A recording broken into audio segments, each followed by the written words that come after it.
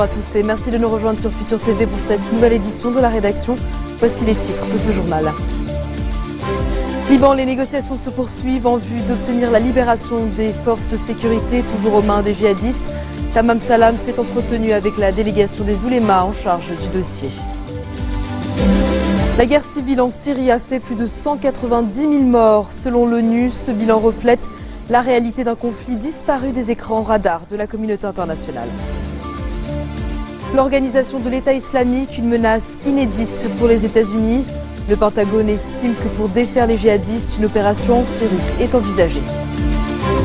Et à suivre également dans cette édition, le convoi humanitaire russe passe en territoire ukrainien sans escorte de la Croix-Rouge. Kiev soupçonne Moscou de se servir de ce convoi pour livrer secrètement des armes aux séparatistes. Tamam Salam s'est entretenu avec une délégation des oulémas musulmans ce vendredi au Grand Sérail. Au cœur de cet entretien, le progrès dans les négociations en cours en vue de la libération des forces de sécurité, toujours aux mains des djihadistes après la bataille de Halsel. La délégation a déjà réussi à négocier avec succès la libération de plusieurs d'entre eux, mais une trentaine de soldats et de membres des FSI sont toujours otages, près de 3 semaines après la fin des combats dans la Beka. Les oulémas n'ont eu recours à aucune médiation étrangère pour l'heure.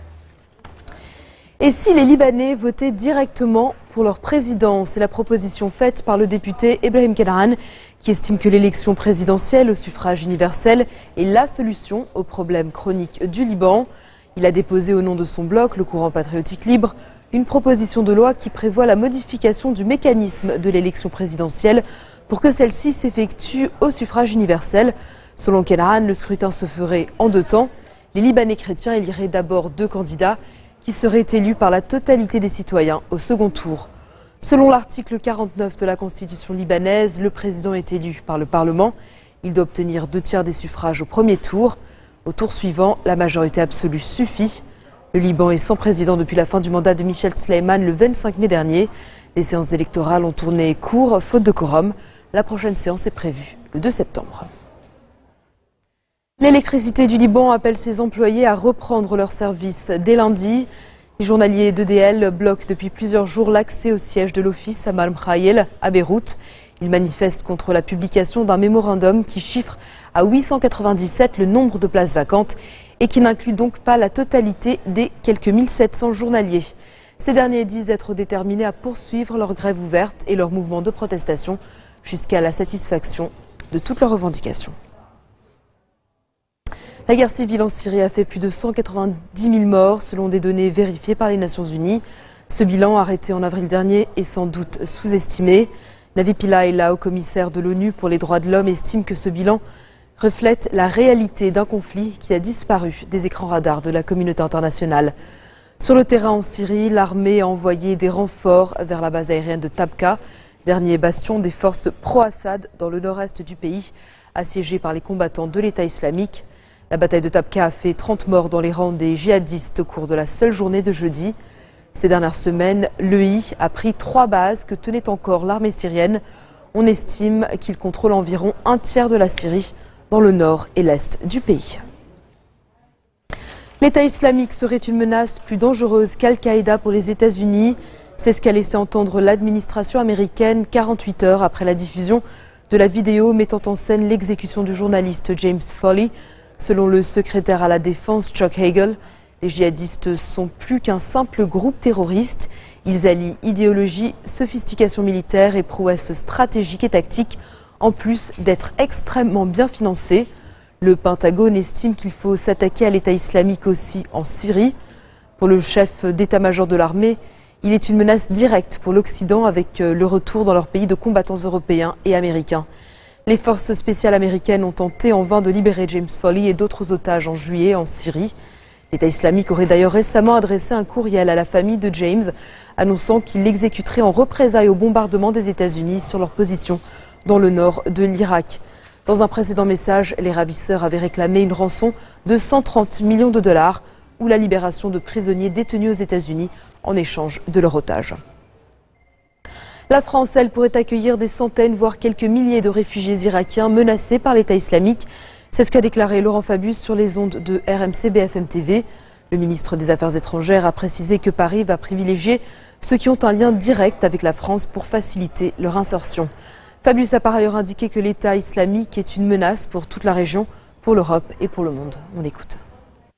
Aujourd'hui, on estime que l'État islamique, ce groupe terroriste, dispose de plusieurs milliards. Il est d'une cruauté inouïe, et sa cruauté est un argument de propagande, en particulier pour terroriser les populations et pour attirer les fameux djihadistes, y compris de l'Europe.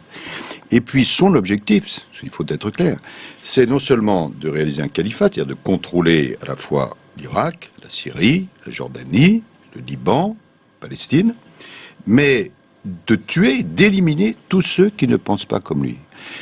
Et donc, quand on dit l'Irak, c'est important, oui, mais c'est une menace sur toute la région, c'est une menace sur l'Europe et c'est une menace sur le monde. James Foley, on a appris que les ravisseurs de James Foley avaient envoyé un message à la famille demandant une rançon de 130 millions de dollars. Les États-Unis, on le sait, ne paient pas, c'est la politique américaine. Ils le disent, et il n'y a d'ailleurs pas de débat aux États-Unis, même dans la population américaine et même dans la famille. Vous l'avez vu comme moi, de James Foley. Ce n'est pas la politique que nous suivons. Non, je m'inscris en faux contre vous. Si, je vous l'ai déjà dit à ce micro, je vous confirme, l'État français ne paye pas de rançon. Voilà. À aucun moment. Non. Sur le terrain, Washington maintient la pression sur les djihadistes avec 6 nouvelles frappes contre des positions des insurgés près du barrage stratégique de Mossoul dans le nord de l'Irak. De leur côté, les forces gouvernementales irakiennes et les combattants kurdes ont lancé une contre-offensive pour tenter de reprendre 2 villes contrôlées par l'État islamique. Les Peshmerga, soutenus par l'aviation américaine, sont passés à l'action à Jalaoula, à 115 km au nord-est de Bagdad.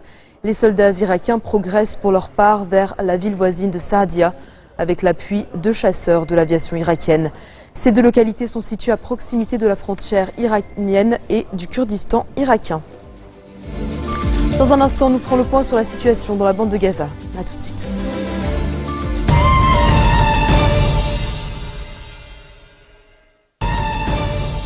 Retour sur le plateau de l'info du 1640. Le Hamas a promis de venger la mort de 3 de ses dirigeants, tués hier dans des frappes israéliennes. Les services de sécurité de l'organisation ont d'ailleurs annoncé avoir exécuté 18 Palestiniens accusés de collaborer avec Israël. Depuis la rupture du cessez-le-feu mardi, c'est l'engrenage. Chaque coup de feu d'un côté provoque un coup de feu en représailles dans le camp adverse. L'armée israélienne a mené de nouveaux raids contre la bande de Gaza. Les secours sur place indiquent qu'au moins 4 Palestiniens ont été tués. Côté israélien, le Premier ministre Benjamin Netanyahou a fait savoir que l'armée poursuivrait ses opérations aussi longtemps que nécessaire. L'offensive de Tsahal a débuté le 8 juillet dernier. Elle vise à détruire les moyens d'action du Hamas. À ce jour, plus de 2000 Palestiniens, en majorité des civils, ont trouvé la mort.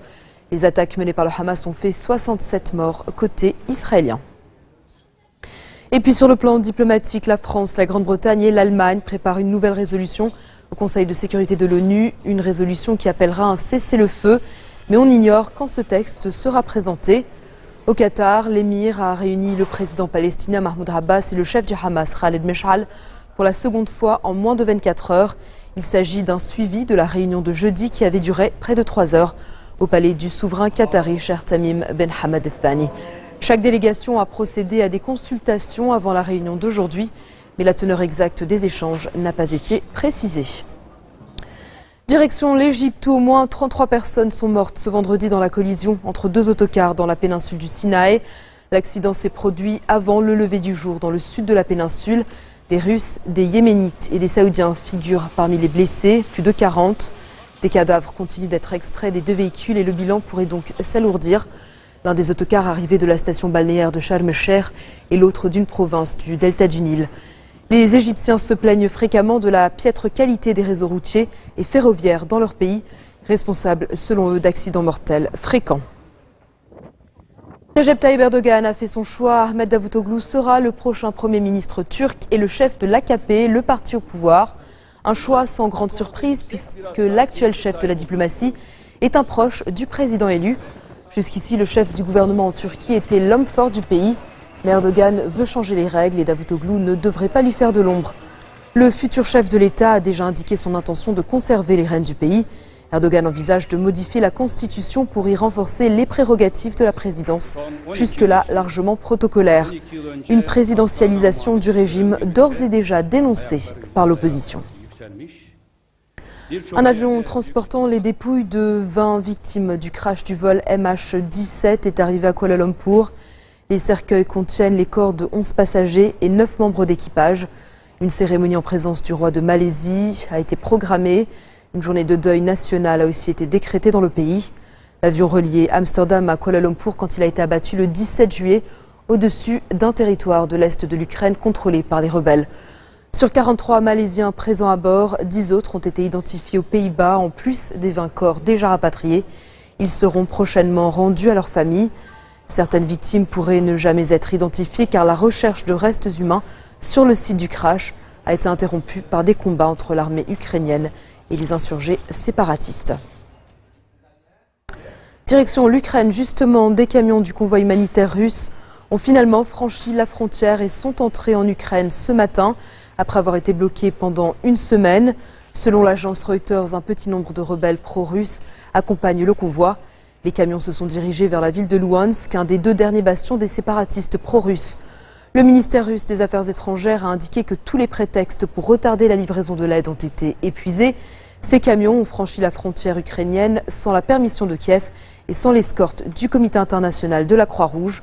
Le chef des services de sécurité ukrainien accuse Moscou d'invasion directe.